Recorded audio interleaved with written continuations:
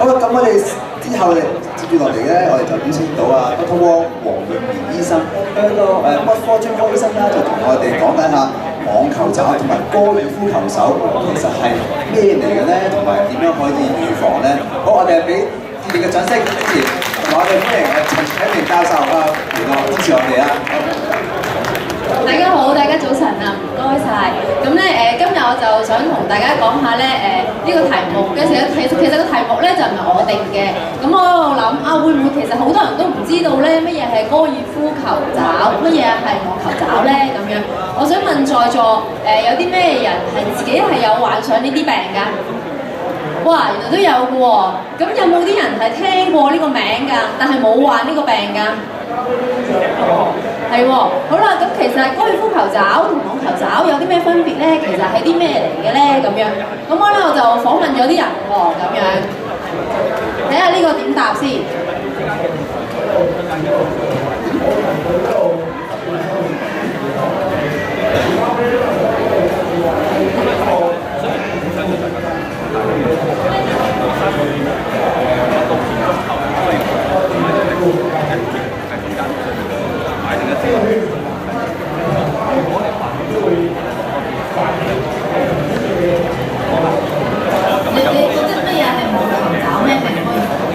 唔知喎，我哋就係因為打高爾夫球咧，呢個唔好話成支球杆撞到地，所以呢度受傷。哦。打高爾夫球，咁有冇聽過呢兩個字啊？有，但係唔知咩嚟。唔知咩嚟？球，tennis elbow。係咩嚟㗎？多數都係一啲勞損性，係啦。咁 tennis 多數係外側嘅一啲勞損性，咁golf 就好似外側嘅一啲勞損性。你調翻轉，我記得好似係外。我聽過，但係我唔 sure。你聽過？有啲咩運動員嚟嘅咧？有冇聽過？因為呢兩個運動都係啲用好 hand base 嘅運動嘅 hand injury。一個我就覺得係 hand injury， 一個我就覺得係一個 elbow injury， 一個係內側一個係外側，一個就覺得因為撞擊而形成嘅咁。你覺得呢四個邊個啱咧？咁希望咧我講完之後大家會知道個答案啊。咁其實首先我想講下咩係網球肘啦，咁樣。咁咧網球肘另一個名咧就叫外上科炎。咁咩叫外上科咧？希望咧大家就唔好驚呢一個骨頭啦。咁咧呢一個咧骨頭咧，大家見得到咧，呢個咧係我隻左手啦。咁我嘅左手呢一度咧有個比較突嘅骨嘅位置，呢個位置咧就叫做外上科啦。呢個外上科位咧，大家可以咧試下摸下自己喎嚇，大家唔介意咧拿高衫袖啦，屈埋自己手踭少少，摸下呢度咧有比較大嘅骨突出嚟嘅喎，其實呢個位咧就叫外上科啦咁。咁咧外上科炎嘅意思即係咧啲人就話啊嗰笪地方發炎喎，咁即係話咧可能撳到嗰個位咧會有啲痛症嘅情況啦。咁但係不過好啦。不過咧，啲人咧就發現啦，其實點解嗰度會痛咧？就咁咧呢度咧見得到啦，我哋咧就有一個跟腱嘅肌組喺呢度，個肌肉咧去到個外上科嘅位置咧就變成咗呢個嘅跟腱，跟嗰個地方咧有啲痛嘅地方，咁發現咧就佢有啲勞損啊、退化情況，咁啲人咧攞嗰個組織少少攞去化驗嘅時候，發現原來咧一啲發炎嘅細胞都冇嘅喎，咁淨係得咧有好多纖維化細胞啦，好多嘅退化性嘅細胞喺入邊啦。咁咧同埋有啲血管嘅增生，咁所以咧其實咧發現咧有問題嘅地方咧，大部分咧都係一個小嘅肌肉組，比較深層嘅肌肉嘅跟腱組，就叫佢橈側嘅腕短伸肌。咁咧通常咧就冇通常，其實100%都係嘅。如果啲人咧有網球肘咧，全部嗰個跟腱咧攞去化驗嚟睇咧，都係有病變嘅喎。咁亦都有35%嘅人咧係個趾總伸肌嗰度咧有病變。趾總伸肌嘅意思係咩咧？即係咧嗰組嘅肌肉咧。就係由呢一笪地方咧，去到咧手指嘅伸張啦。咁即係話啲較差嘅人，連手指伸直嘅情況咧，都會覺得咧係有痛楚嘅咁。咁頭先都講過啦，化驗嚟睇咧，其實入邊咧係冇發炎嘅細胞嘅。咁所以咧，其實外上科炎呢個炎症，其實咧呢個名咧係唔啱嘅喎。咁所以咧好多時候咧，啲人咧都用咗網球肘咧嚟到講咗，其實咧係呢一個肌組嘅病變啊咁樣。好啦，咁其實咧網球肘嘅發病率高唔高咧，有幾常見咧咁。咁有啲人咧做過研究啦，發覺每1000個人咧，每一年咧都有3至4個人咧係有得病變嘅喎，即係有呢個網球肘嘅病。咁即係話你諗下啦，香港有700萬人喎，即係每年咧都有7000個人咧係有機會咧患上呢個網球肘。咁其實嗰個機會率咧係好高嘅喎。咁如果患病率即係話在座嘅人啊，如果入邊咧我哋咧執100個人出嚟，其實3個咧已經有呢個網球肘啦。咁當然頭先舉手嘅人比較多咧，因為可能咧大家有興趣就會嚟聽啦咁。咁年齡咧都係35至55歲，好公平嘅，男同女咧都差唔多會有嘅，唔會話女人慘啲，男人又話特別辛苦啲又慘啲嘅。咁但不過咧，如果有網球肘嘅人咧，好多時主力嗰隻手咧都係容易啲有影響嘅。咁唔知在座係咪啦？有網球肘人係咪主力嗰隻手揸筷子啊、寫字嗰手多嗰手咧，容易都有影響㗎咁。好啦，咁究竟係咩原因有網球肘咧？咁頭先都有講過啦，網球肘咧就係其實咧呢個跟腱嘅肌組嘅起源點咧喺外科骨上面嘅起源點嗰度咧產生咗一啲病變喎。咁點解會有病變咧？嗱，呢一個肌組咧其實就幫助我哋咧手腕上嘅動作嘅，呢個手腕上嘅動作。如果我哋成日重複呢個手腕上嘅動作，嗰個肌組咧自然就會勞損啦，太辛苦啦，受唔住啦。咁就喺佢個肌肉個肌組嘅起源點嗰度咧，個跟腱位咧就形成咗啲退化情況，甚至嚴重嘅咧有啲輕微撕裂嘅喎。咁所以咁點解會有呢一個網球肘咧？其實網球肘咧就主要有幾個原因嘅，咁但係咧大致上嚟講咧都係因為有勞損啦同埋一啲損毀。咁點解勞損損毀咧？咁我哋一般咧都會話啲人啦，其實點解你網球肘咧？其實你前臂咧外邊呢組嘅肌肉咧太渣啦，你唔夠 fit 啦咁樣。咁可能咧你平時咧就冇乜操練呢個肌組，而令到咧你容易勞損受傷。譬如係乜嘢咧？我其實咧平時都好少打 tennis 嘅，平時都好少做一啲球拍嘅運動嘅。咁你突然間一個禮拜，淨禮拜6、禮拜日去做嘅時候咧，呢個肌組咧就受唔住佢受個壓力啦。咁於是咧喺個肌組嘅起源點嗰度咧就形成咗個退化情況，甚至損毀啦。可能平時我都好少做家務嘅，或者突然間要去做一啲重複要煮飯啊，成日都要拋鑊呢個動作嘅話咧，咁其實令到咧手腕伸張呢個肌組咧太勞累啦咁。又或者咧嗰啲人咧就唔係話唔 fit 嘅，其實你都 fit， 不過咧佢工作性質或者佢個運動性質咧，重複咧都要用一啲咧手腕上嘅動作嘅，呢啲重複嘅勞損咧都容易咧令到有呢個網球肘。譬如話成日都要擰毛巾，成日出去擰嘢成日做手腕上嘅動作啦咁。咁但係咧，我哋亦都發現有啲人咧其實唔係因為運動，唔係因為重複勞損形成嘅，可能咧係一啲損傷嘅喎。譬如係啲乜嘢咧？我哋有時見啲咩病人咧，佢哋嘅表現症狀都好似網球肘嘅喎。我哋覺得佢係網球肘，發覺原來佢撞親個外科骨嘅，一撞嘅時候咧，嗰個跟腱肌組咧有機會輕微嘅撕裂咧，都可以形成相類似嘅病徵同埋病狀㗎咁。咁或者咧做啲重複手腕咧要上嘅動作啦咁。嗱，以下咧我就想講下，唔知在座啲人工作性質係咪呢一啲啦？咁可能咧在座嘅人可能工作性質呢啲咧都容易較為有高機會咧患上網球肘嘅喎。譬如話好中意用啲球拍嘅運動啦、網球啦、羽毛球或者壁球啦，中意做一啲咧要成日咧練掟嘅，好似啲運動員咧做一啲標槍或者鐵餅嘅運動員啦，又或者咧有啲成日都要用鉸剪嘅喎，用鉸剪好用力用鉸剪，譬如好似做園藝啦，或者佢哋要裝修，成日咧手重複咁上油做裝修嗰啲，咁咧油牆甚至畫家咧都係研究上發現咧係比較大機會有網球肘嘅。咁有啲咧成日要做體力勞動嘅嘢啦，譬如係做水渠或者砌磚做木匠甚至咧汽車工人，因為汽車工人好多時都要用士巴拿喎，長時間咧成日咁樣手腕咧用咗呢一組嘅肌組咧都容易有網球肘嘅。有啲咧就話唔係喎，我其實都好少做呢啲，但係點解我都會痛嘅咧咁原來咧發現一啲重複性咧嘅手同埋手指呢啲咁嘅活動咧都可以令到有網球肘。譬如甚至打字啦，啲姿勢唔正確啦，姿勢唔正確，大家可以試下啦。平時我成日打字嘅時候，試下咧打緊字嘅時候，另一隻手摸一摸我哋嘅前臂嘅外側，摸下其實你嘅肌組咧係咪其實收緊緊嘅？咁你諗下啦，如果長時間咁收緊，你打字時間可能打半個鐘嘅話，個肌組咧起源點嘅跟腱位咧就自然好容易會勞累受損咁。又或者咧係廚師啦、拋鑊啦，成日用鑊鏟啦咁樣，或者咧甚至係啲人咧玩小提琴都會喎，因為咧長時間咧都手肌重複性手踭重複性上落嘅。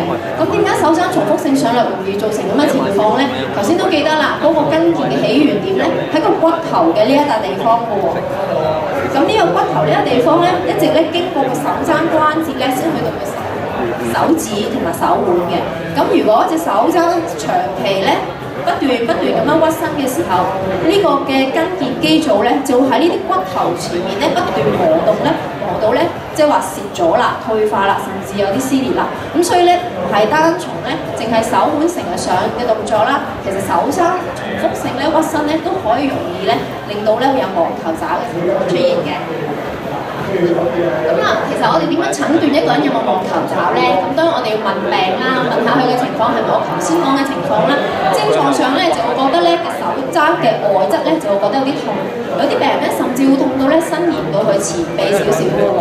佢哋平日做嘢嘅時候咧，隻手咧要出力嘅時候，甚至咧要上呢個動作嘅時候就會覺得好痛啦。咁我哋臨床檢查咧就摸下佢喺個外科骨前少少有冇5毫米至1厘米嘅地方，撳下嗰個位咧，睇下係咪有痛點啦。如果在有人有網球肘，都可以試下撳下自己嘅嗰笪地方係咪有痛點啦。頭先睇嗰個圖啦，都見得咗嗰個肌組咧，我哋叫 ECRB 個肌組其實比較深嘅。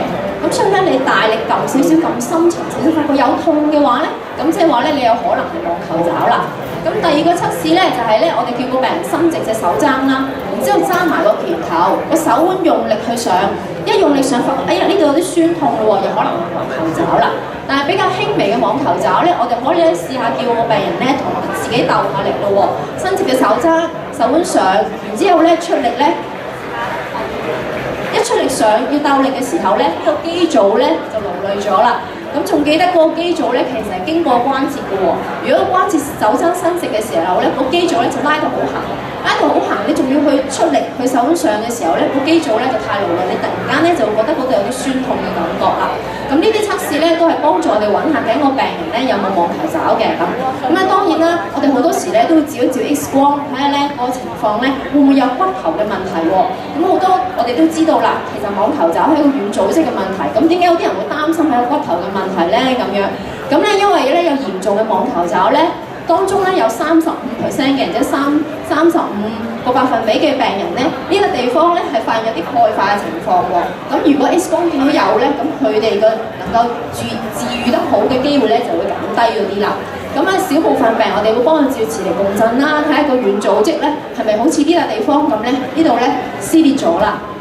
咁咧，其實手踭關節入邊咧，同網球肘係關節以外嘅跟腱肌組咧有問題咧，其實都有關嘅喎。因為咧，其實有5%咧網球肘嘅病人咧，唔係淨係跟腱肌組有問題，關節以內都有可能其他嘅問題。譬如咧喺一啲組織入邊咧纖維化咗啦，棘住咗你啦，甚至發炎啦，可能軟骨嘅勞損啦，都可能係網球肘嘅問題嚟嘅。治療方面啦，咁啊當然啦，我哋知道點解會有網球肘，就知道點樣去到防範，點去治療啦。重複性咧手踭嘅活動啦，重複性用力手腕嘅動作啦，重複性手指出力伸直嘅動作咧，都可以令到個肌腱筋組咧係受到勞損退化。咁所以你哋要留意日常生活，你哋係咪太投入做緊一啲嘢，而你哋忘記咗有啲咩情況令到你哋太多呢啲動作咧，就要避免啦。我哋一般叫啲病人咧就避免咧隻手板向下嘅動作，方便佢哋記得啦。我哋叫 palm down 咧就要盡量避免啦。即係譬如咩咧，你想攞啲嘢咧就唔好隻手板咁樣去找啲嘢啦，就希望咧試下將隻手咁樣轉一轉，或者手板向天一量度方便攞啲嘢，咁於是個肌組咧可以得以休息啦。譬如你做打字嘅姿勢唔正確，又要調整翻啦。就算咧係你係運動員都好喎，因為其實咧打網球嘅人咧，其實網球嘅運動員咧有50%機會咧係有網球肘，咁但係咧其實普遍嘅人咧都有網球肘嘅機會嘅喎，因為咧其實如果所有人有網球肘，我哋睇翻原來得5%嘅人係打網球啫，咁所以可能咧頭先在座咧舉手咧話自己有網球肘痛啊，可能你哋冇打網球嘅喎，咁但不過打網球嘅人咧有一半甚至有時咧多過一半嘅人咧都有機會網球肘。咁所以留意翻做運動嘅時候，個拍啱唔啱啦，姿勢正唔正確啦，唔會太重複性勞損啦。咁咧就要同翻教練再商量咧，睇下點樣可以改善呢個情況啦。咁好啦，對於痛症嚟講咧，如如果有痛，我哋可以食止痛藥啦，甚至食消炎藥。咁但係因為研究都話啦，其實嗰笪地方唔係發炎，消炎藥咧可能幫助你舒緩痛症，對個病情咧係唔會有幫助嘅喎。有時痛咧都可以敷下冰嗰笪地方，甚至咧做翻啲按摩都係有用嘅。物理治療咧，其實做過好多研究啦，發現物理治療咧幫助咧網球肘係好有用嘅。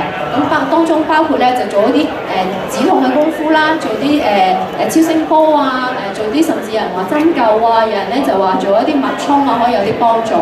不過喺唔同種類嘅物理治療嚟講咧，最有效咧都要做拉筋嘅動作啦。拉筋嘅動作就即係話咧，叫啲病人咧。呢個肌組咧太過勞累啦，如果我哋將個肌組嘅長度可以延長翻啲咁多嘅話，咁喺個起源點嗰個機會咧，有機會有張力啊、勞損嘅機會咧就會減少啦。咁所以我哋就會叫啲病人咧隻手咧摸住佢10秒啦，咁希望呢個肌組咧得到舒緩。咁如果你哋當中在座呢個網球肘，如果你哋試下呢個動作，可能咧會覺得有啲扯住唔舒服嘅喎。咁咧就我哋可以咧就試下咧平日咧多啲做呢個動作啦咁。除此之外咧就有職業治療做肢解啦，職業治療做肢解咧我哋就叫做係 evidence base 啦，係見到咧係真係有效嘅喎。咁咧當中包括咧有一個日裝啦，有個晚裝啦。日裝即係話咧好似着住呢個啦。佢痛患嘅地方喺呢一度，但係咧呢一度咧就扶住咗佢，希望咧力量咧可以喺度咧射咗，唔需要喺個筋腱嘅起源點嗰度咧有太多嘅張力同埋壓力啦咁。咁另外夜晚咧就着呢個托，呢個托咧幫助個手腕咧微微咧向上，微微向上休息咗之後咧，呢個肌組咧就可以得到休息啦。咁夜晚咧亦都可以得到舒緩啦咁。好啦，咁另外咧，如果呢啲方法都冇效啦，咁有啲人咧就會講話譬如用啲體外嘅衝擊波治療啦，可能大家都有聽過做下衝擊波啦。咁但係係咪一個好 strong 嘅 evidence 係有效咧？而家都仲做緊研究嘅。咁至於注射治療啦，甚至話啲人講不如我哋打支封閉針啦，封閉針啫，其實講緊咧係類固醇針啦。咁其實類固醇針咧，而家普遍嚟講咧，我都唔會打嘅。個主要原因就係因為咧。其實咧，類固醇針好多研究咧都發現咧，其實係對嗰個情況咧係唔會有太大嘅幫助。而家好多研究都話啦，8個星期之後咧，其實你嘅情況，嗰笪地方嘅症狀，你嘅症狀同嗰笪地方嘅情況咧，係同唔打咧係冇分別嘅。咁咧話冇分別，起碼你幫咗你8個星期啦咁。我哋有時都會打，譬如一啲運動員佢哋趕住比賽啦，佢哋要趕住去嗰笪地方唔痛，佢有表現，我哋情況會打。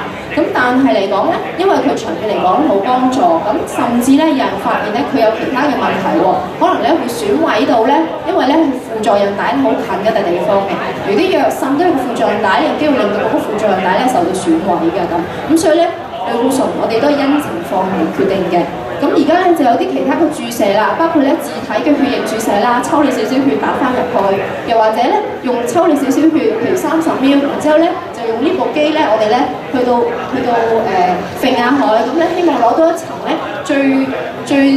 最多生長因子嘅一層嘅血小板咧打翻入去。咁呢都係研究嘅情況，亦都有好多人講話好有用，但係咧就 evidence 就唔 strong 嘅咁。咁有啲人甚至話咧打啲肉毒桿菌啊，即係美容針咧，有啲人就紋打入去，咁啊打喺嗰笪地方，希望個肌肉咧得到休息嘅時候咧，讓佢嗰個患處咧可以得到改善啊咁。咁做嘅方法都好多啦。咁咧都唔得嘅話咧，就做手術啦。咁其實要做手術嘅病人咧，只係佔咧約莫咧係5至10% 左右嘅啫。咁咧就咁其實咧因為咧，如果網球肘大家護理得唔好啊，即係冇我頭先講要做啲拉筋啊，留意翻自己有啲乜嘢令到你有啲情況咧，復發機會咧其實都幾高喎，超過10%嘅喎。咁咧至於話如果要做手術嘅話咧，咁有開放嘅方法去做啦，譬如好似呢個情況咁，我哋咧喺呢個手踭位咧打開去睇，發覺咧呢個地方咧就係嗰個頭先講嘅筋腱肌組咧有啲損毀嘅情況，變咗黃色啦，正常係白色嘅喎，就將呢個地方咧切走晒去，讓佢自己咧再生翻啲組織出嚟啦。咁咧另外咧亦都可以係微創方法喎，譬如好似內窺鏡做，只係一個小嘅傷口啦，咁咧放鏡頭去，發覺咧呢笪地方咧變咗退化黃色喎，呢個白色喎，就將呢個地方咧就切走咗佢啦，甚至咧可以睇埋個關節咧有關嘅5%嘅影響。咁好似呢個病人咁啦，做完手術咧1日之後咧，如果用微創科學內窺鏡去做嘅話咧，咁咧佢活動比較快啦。做手術5日咧，你見佢嘅活動已經正常啦。咁咧同埋咧佢就話其實做咗手術咧，有啲5年嚟咧都唔能夠咧見到自己啲肌肉嘅，亦都唔能夠做呢個動作嘅，去追到一塊咧好似痛啊做唔到啦。咁但不過其實咧，科開放性同埋咧微創嘅做法咧，咁咧其實最終個結果咧都差唔多，只係微創方法幫個病人咧係早啲可以咧復翻去日常嘅生活嘅咁。咁好啦，講咗咁多，高爾夫球爪又係啲乜嘢咧？咁高爾夫球爪咧，如果大家知道網球爪係啲咩咧，就會比較清楚咩係高爾夫球爪啦。網球爪咧就係呢邊嘅機組有問題，而高爾夫球爪就係呢邊嘅機組有問題喎。咁所以咧，網球爪就係外側，高爾夫球爪咧就係內側啦。個原理都一樣，就係因為咧太多屈嘅動作啦，令到你肌腱機組太過勞累啦。咁但係高爾夫球爪咧，如果有3個病人咧網球爪咧，只係得1個病人咧有高爾夫球爪啫。高爾夫球爪咧係比較少見嘅，都係比較重複呢個動作。譬如啲人打 golf 咧，重複手呢啲動作就有高爾夫球爪啦咁。嗱咁啊我詳細就唔講高爾夫球爪啲，因為咧個原理咧同網球爪一樣，一邊咧係內側，一邊係外側。咁我講咗咁多，希望咧大家都明白咧。究竟網球爪、高爾夫球爪點樣防範啊？咁防範嘅方法就係避免重複呢個動作，就可以防範個網球爪啦；避免重複呢個動作，就可以防範高爾夫球爪啦。記住攀單嘅動作，記住你如果做運動嘅時候咧，要調適翻你個運動，唔可以咧令到呢邊嘅機組太勞累啦。如果係高爾夫球爪，就唔好令到呢邊嘅機組咧太過勞累啦。咁樣。如果大家都有問題唔明嘅話咧，咁你就可以咧send email 或者打電話俾我去問我啦。咁希望大家都而家知道個答案啦。咁究竟頭先嗰4個，究竟邊個答案係啱㗎？嗰4個人，其實嗰4個都唔啱嘅。我諗大家而家知嘅咧，仲清楚過佢哋啦。好，有冇問題啊？或者我哋容許2個問題啊，有冇現場觀眾對於網球爪或者高爾夫球手咧係有特別問題嘅咧？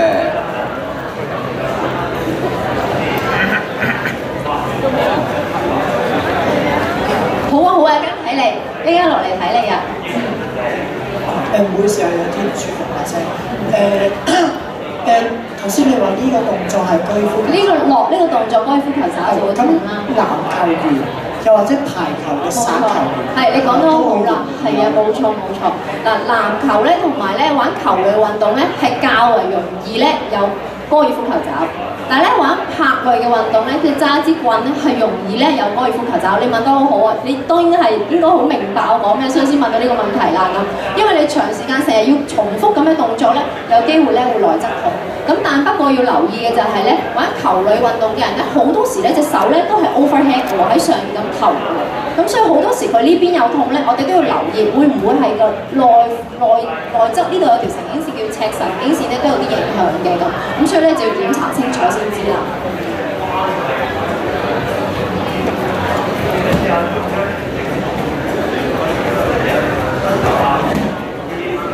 頭先話咧，可能有啲做文職啊，或者玩運動嗰啲長期用嗰啲動作咧，都會有呢啲整出嚟啦。係啦。會唔會有啲咩動作可以舒緩到咧？係啦，嗱咁譬如有啲人咧成日用 keyboard 啦，可能咧個 keyboard 個位唔正確嘅喎，可能要遞起隻手，個頸啊、膊頭位個姿勢都唔正確嘅時候，你試下啦。如果你自己將隻手遞起嘅時候，如果你放鬆個手腕就會跌嘅喎。但係如果你要 type 嘢咧，要打字嘅時候咧，手一定係咁嘅。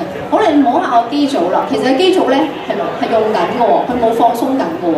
咁所以你長時間呢個動作咧，個肌組咧前面跟腱嘅起源位咧就有機會勞損退化啦。咁所以個辦法就係咧，唔好避免成日太長時間做呢啲動作，同埋呢個姿勢要正確翻啊！如果你放翻隻手落嚟咧，你摸下呢個肌組，其實淋翻啲喎，冇咁出力喎，可以放鬆翻啲喎。咁留意翻姿勢、位置咧，同埋避免長時間嘅動作。仲要咧做嘅時候，可能咧15至20分鐘咧做翻啲休息，同埋做翻我頭先講嘅拉筋嘅動作啦。好，如果冇特別問題嘅話咧，好多謝Dr. Wong咁精彩嘅研究啦。咁我哋知道高爾夫球爪啦，同埋網球手嘅分別喺邊度啦？原來同埋佢哋嘅治療方法啦，同埋預防措施咧，亦都係非常之唔同。